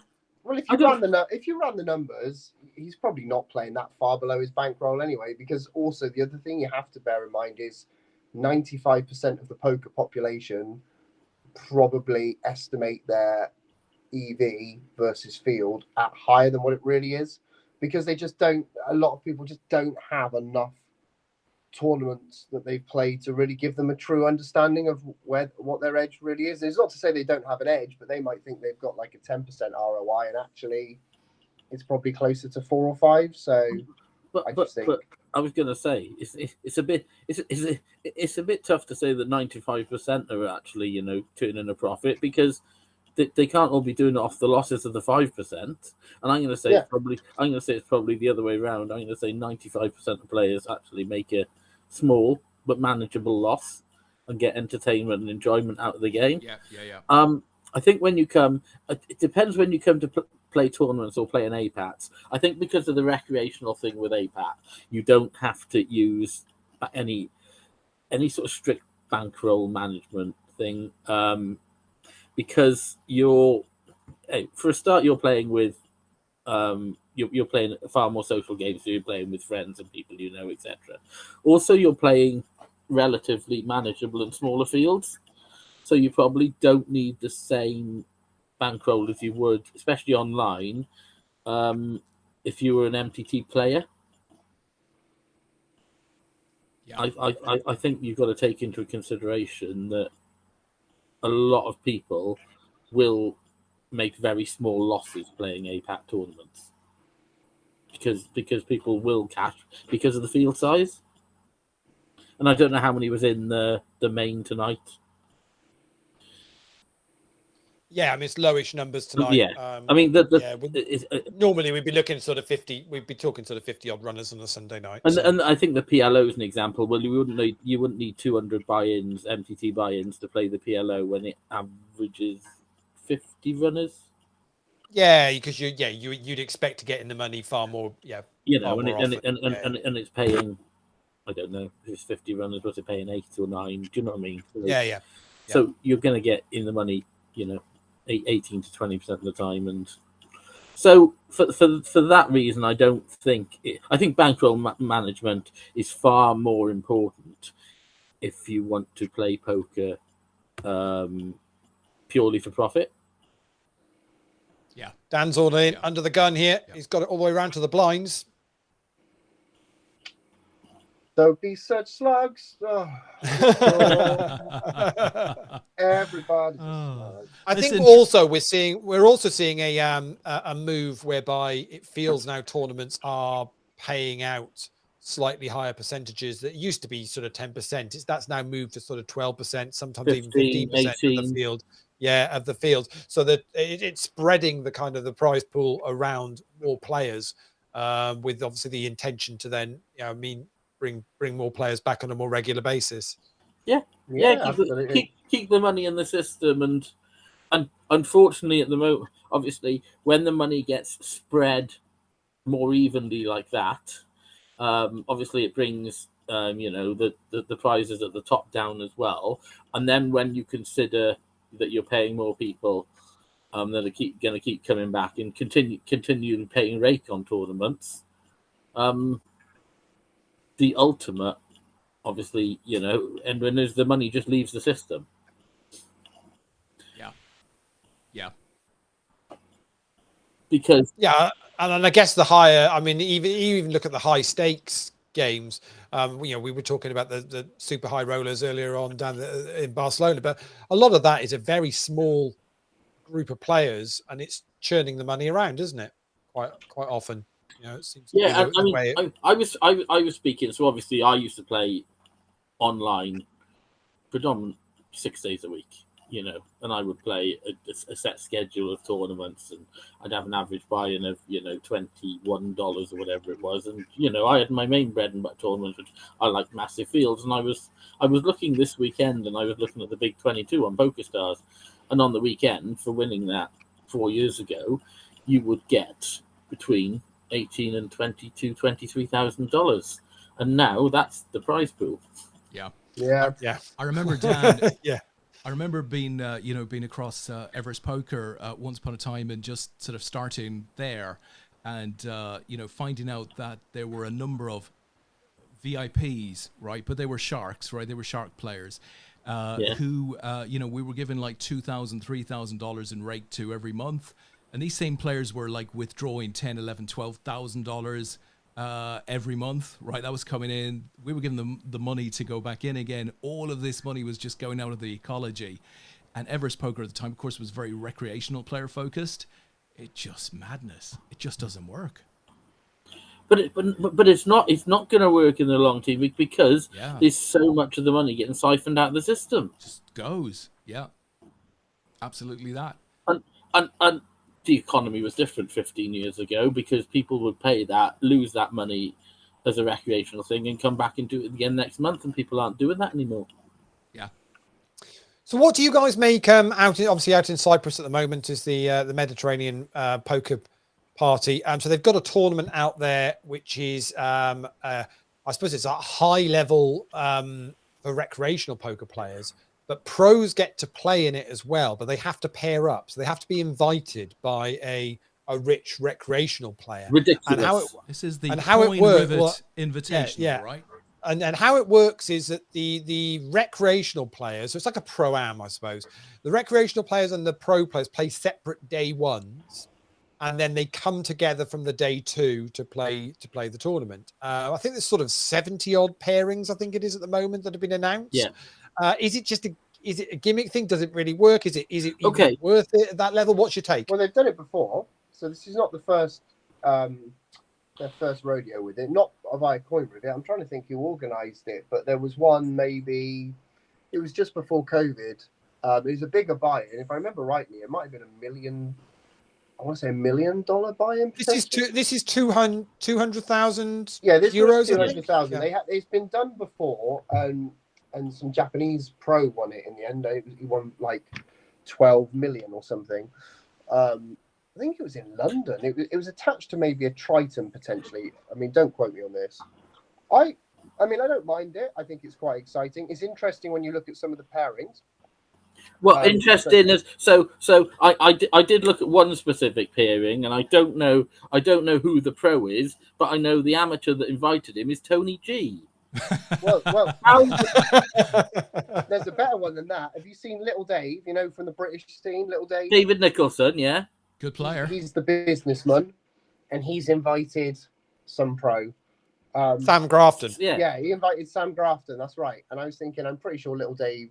I thought Little Dave was a pro, but I'm very far removed from the UK scene, I suppose. They may be using the APAT definition of a pro, which is wide. Yeah. In fairness, pretty wide.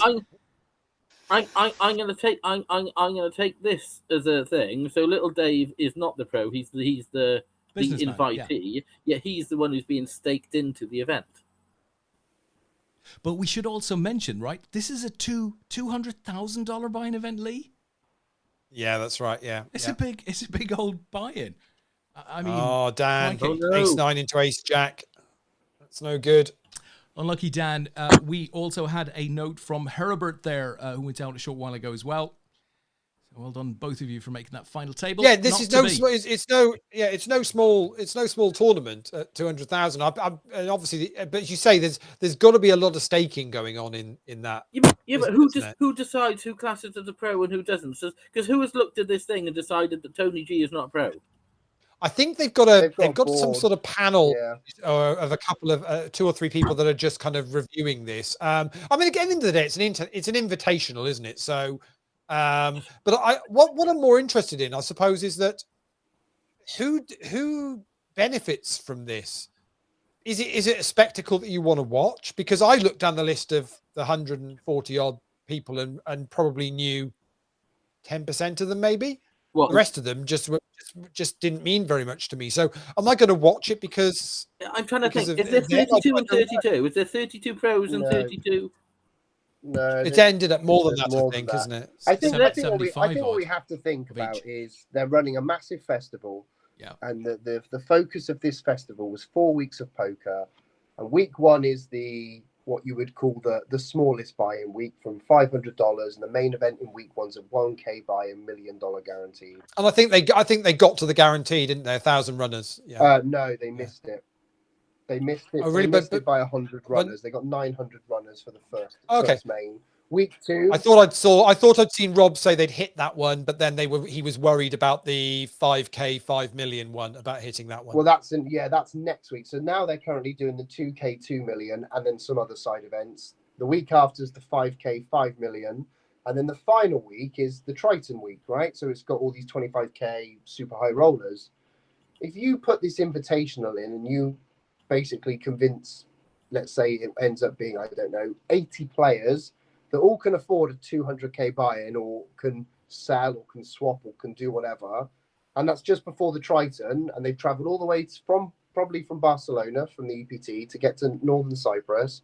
How many of those are going to stay and play the Triton series, or some of the Triton series, or play the 5K main where he's guaranteeing 5 million? I would guess most of them, which kind of as a business idea is like, well, actually, we're kind of guaranteeing we're not going to hemorrhage money on week 3 of this big festival, and we're going to go out with a bang. Which, if that's what you're designing and that's what you're putting together, surely the main focus is to make sure that when the whole festival completes, it's seen as a roaring success. And I actually think this Coin River Invitational is a really smart thing, because you're getting some really wealthy people in ahead of these flagship events that you really want people's eyes on. And you want them. And my understanding as well, Dan, is that the plan originally was that they would have online qualifiers, and they, for whatever reason, have not been able to do that in sort of any sort of volume. So actually, I mean, fair play to Rob and the team and the guys out there. They've as we got, crikey, 3 away all in, ace 7 versus ace 9 versus king 8, and ace on the river is going to do for. Actually doesn't do for anybody in the end. Travel up. Yeah, but yeah, so obviously they've done all this without really any major online qualifiers, which is outstanding, really. Yeah, it is. But I'm looking through the list here, and I'm just like, how can you actually say some of these people who are the invitees are not professional poker players? I think if Little Dave is a businessman today, if he's running sort of his own, website or whatever, I think it's fair enough. He might be an incredibly experienced poker player, and he is. But, if he wants to call himself a businessman in that sort of scenario, I'd be comfortable with that. Okay. Tony G, obviously an MEP, I don't know, is he an MEP still? But obviously Tony created Poker News, is a businessman, no question about that.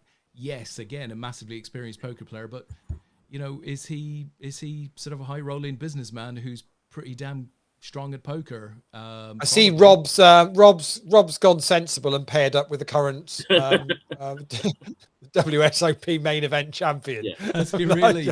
Excellent. Excellent. Well, is there anything? There's nothing with the fact who they paired. They're not playing together, are they? No. So But there's no way in any one- way, shape, or form you can say Tony G is predominantly a businessman and not a poker pro. Yeah, well, Simon is saying he has stood down as an MEP. Phil is So what saying is he? primary or significant source of income equals they are a pro.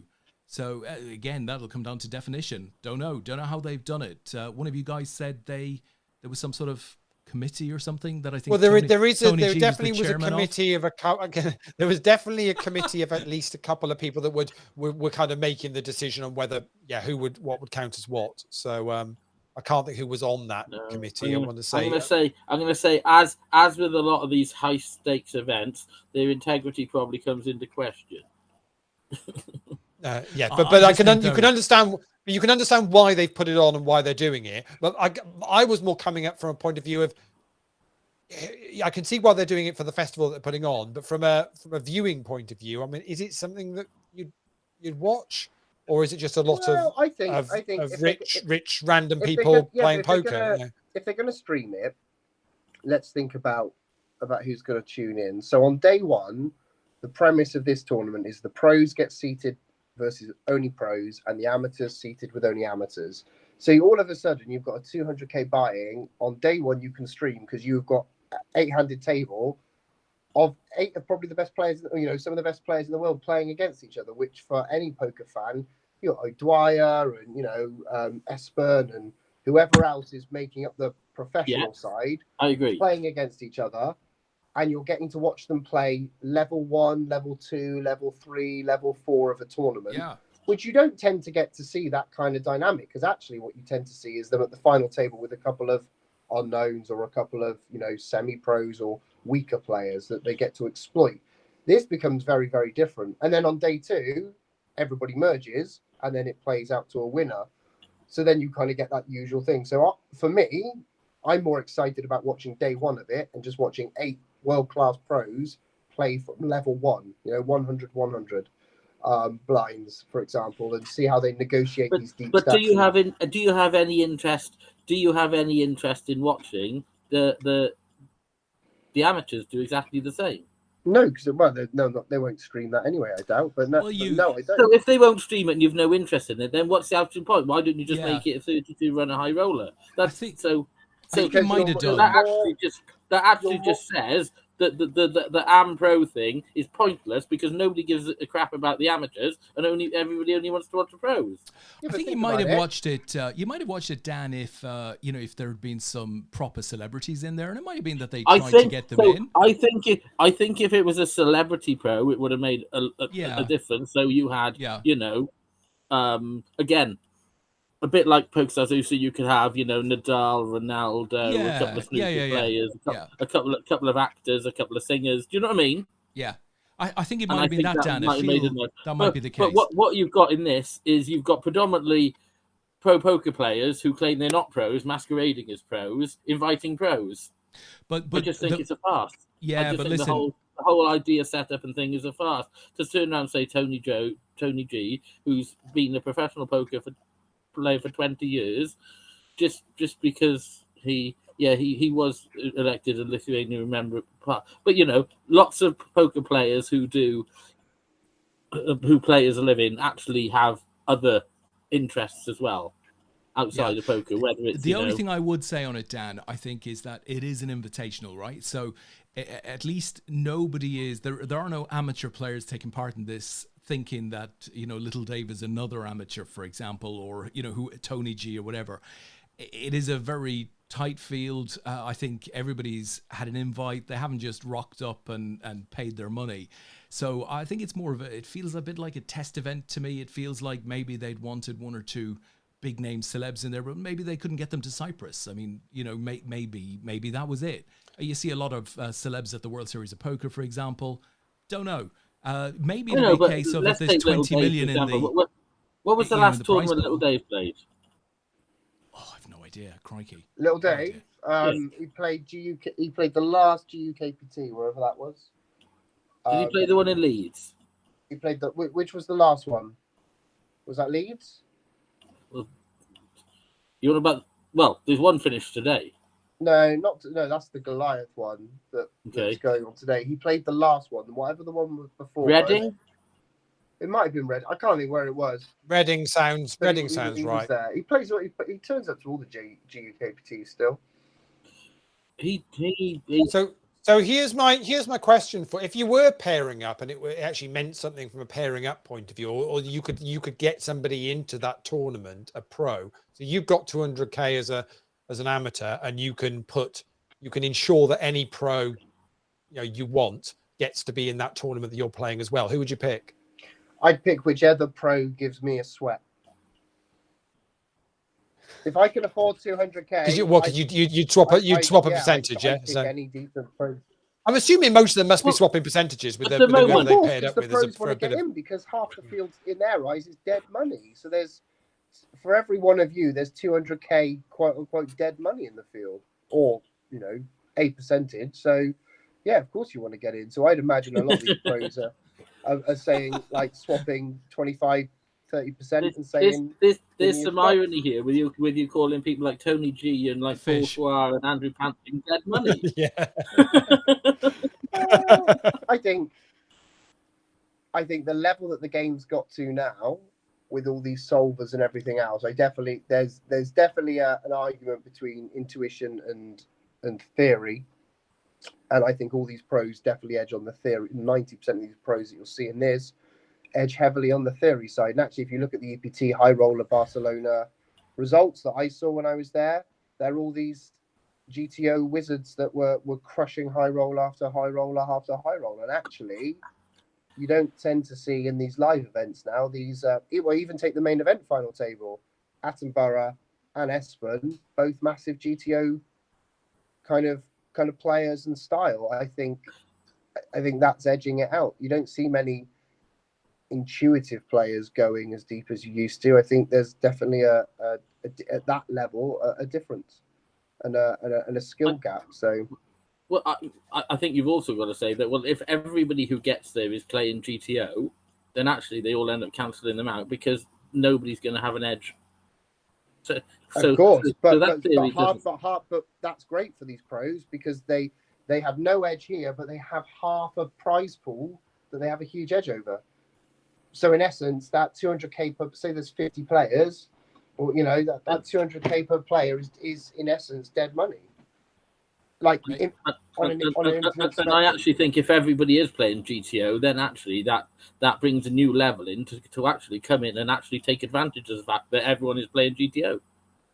I think that's extremely exploitable. I think what's his name, Michael Adamo, does it perfectly.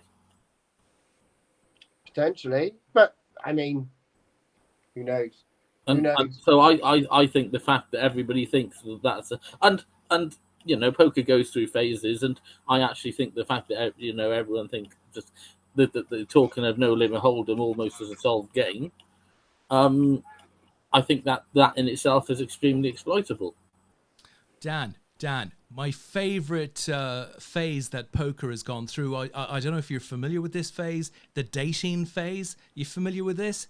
Let me just play you this as we bring this show towards a close. I've seen someone that hasn't been at an APAT event for a good while. One, Dan Willians, repping a beautiful Poker News hoodie. But I'd also, date him. Playing the tag team with Stefan Roder this afternoon, who you just didn't really know, Dan. No, Kind of, never met him. I mean, this is how the great relationships are formed. I didn't know any of these crazy boys from Team Gotham until a random APAT World. So yeah, we hooked up and we're doing Is all it right. Stefan Roder and it says Roder on the microphone? site we've got going on. Just without the sex. Well, yeah. I hope so, Lee. I hope so. Actually, yeah, so Dave's over the far, just swipe left, swipe left, swipe left. Yeah, that's the way to do it. I'd swipe left. I have to say, guys, I would swipe left on that. Oh dear. Well, talking about whether the game is solved, I'll tell you the player that solved the leaderboard ladders this week, and that was Andre Tin from Kazakhstan. Played. 5 caches, comfortably 100 points ahead of anybody else this week. Tony Ross got 5 caches as well, finished second. Richard Rudling-Smith, young whippersnapper from Wales, I think he's got potential future in the game. I think really do think he could do quite well. He had 5 caches as well this week. Yeah, Asa, well, he had his week off work. He cashed on the show last week and 4 caches in the end this week. So very well done to him. Wow. Eddie also had a couple of caches. He's finished in the top 20. Mark Winsell's there. Yanni's there as well. So well done to all of those. Herbert finished in 18th, so he will move up a place on the leaderboard as well. And Brendan Garrett also had 2 caches. He's step 3 at the moment. Brendan's quietly just sneaking up the leaderboard, so he's doing very well. 2 caches tonight. Do I not get anything? Let's see where you finished. I'm still scrolling. Yeah. Oh, actually, do you know what? You actually, yeah. Swipe right, isn't it? You finished 25th, Dan. So just outside the so close. That's close. Yeah. That's not bad. That is close, but that's not a bad effort in the slightest. But so again, this is now a second week, and we've got a guest that's cashed. No pressure on Joe Chilmaid and Pete Wigglesworth that are due on the show next week. Now, Joe is off the back of final table in the ladies event at the Goliath. She went, I think it was chip leader at one point. Leader on that going final in, table. I think, yeah. So going into it. Yeah. So they're both going to be on the show next week. So they've got to keep this run going of a guest cashing at least. So we'll see how it goes. No pressure. Wow, all the pressure's on Joe because I'm not sure Pete can manage it. So, go on, Joe. Oh, fantastic! And you heard it here first. I'm offering 20-1 odds on me winning the Goliath. when are you playing the Goliath, Dan? When are you going up? You just up for the weekend or end of the week, or what's the plan? It's it's a bit of a mishmash at the moment, but I'm currently studying in Manchester with the doing my last lot of sit for exams every Thursday, so I can't really take time off. So I'm hoping to maybe get up, play Tuesday night, bust a few bullets, and then play on the way home the turbo on the Friday. I think the turbo's the way forward. Okay.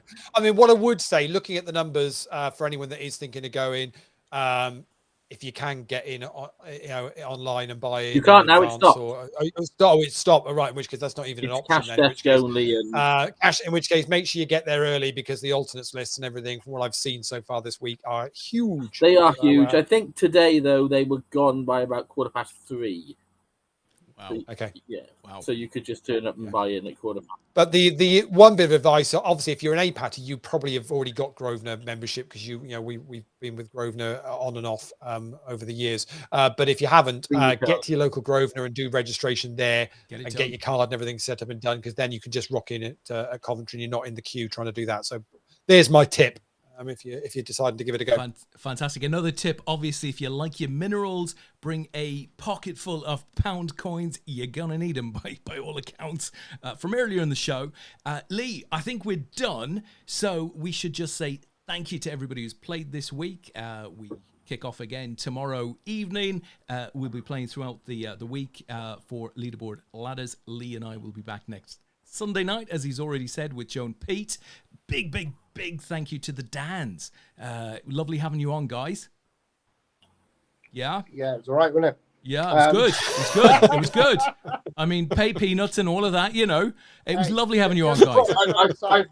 I like to think that I did a bit more talking than normal because Dan was obviously concentrating by playing two tables of poker at the same time. I looked up and he was eating crisps at one point. So I don't know Listen, guys, we have some controversy to finish the show tonight. So Pete is there. Good evening to you, Pete. You can't register at other Grosvenors. So, Lee, you can't get away with that now, apparently. No. But what I'm saying is, if you haven't got membership for any reason, you're planning on going, you can go and get that done. You can get your membership done in your registration. Okay. Yeah. So when you rock up to Coventry, you just turn up with your card. Got it. And Refill Coles, right, said no queue to get in today, was very smooth, less than 2 minutes. So that's worth bearing in mind as well. But I think the most controversial remark of all, the 200k buy-in coin rivet invitational they should play it out in Raz. Play it in Raz. Definitely. The amateurs are going to win at that, right? Because we always get those cards. Interestingly, Espen and Rob Young are actually heads up in Cyprus for the one drop title at them as we speak. So that pairing, so they're obviously They were down to 4, and it was the two of them, Phil Nagy, and I don't know who the fourth player was, and they were on the bubble. So I think it was only paying top 3. Yeah. And But then, so I'm quite see, and when we're looking at the pairings, I've not mentioned Rob Young because predominantly, yes, he plays an awful lot of poker, but he was a businessman far before he was ever a poker player. I'm not sure, but maybe as a pro, he certainly wasn't a pro player. I tell you, Rob would never ever class himself as a pro. No, a pro player. No. He plays high stakes, but he would never class himself as a pro player. No. You know, he knows a fair bit about the game. He's been involved in the industry for probably a large proportion of his adult life now. But no, I agree with you there, and I've not mentioned Rob as part of the thing, and and I guess the same with Leon as well. Yeah, no, absolutely. I would say his surname, but I can't. I think everybody knows. If you say Leon, everybody knows who you're talking about, Dan. Yeah, we know you're talking about. Yeah. Right, guys, look, let's take it home. Let's everybody go to bed. It's late. It's Sunday night. So we will be back, guys, next Sunday night. Thanks again to the Dans. Until then, have a great week, and we shall see you then. Night, everybody. I'm not going to have a ton of bluffs, so I definitely need to size down. When you have very little bluffs, you want to size down because you can fit in all of your bluffs with your value range comfortably without a big bet size. I had been banding about in my mind over creating a really long form vlog for this World Series. We have a Bundesliga professional footballer in there. I'm not going to say any more, but he plays in the Bundesliga. The last tournament I played was the £1 million buy-in down in London. And It's about looking at the data and the stats. Okay, so there's a guy who aspires to be a fighter pilot, right? But he has this one issue. His thumb is stuck pointing straight up. Influencers are doing the exact same with the exception of exactly the vloggers. And look at what they've managed to accomplish.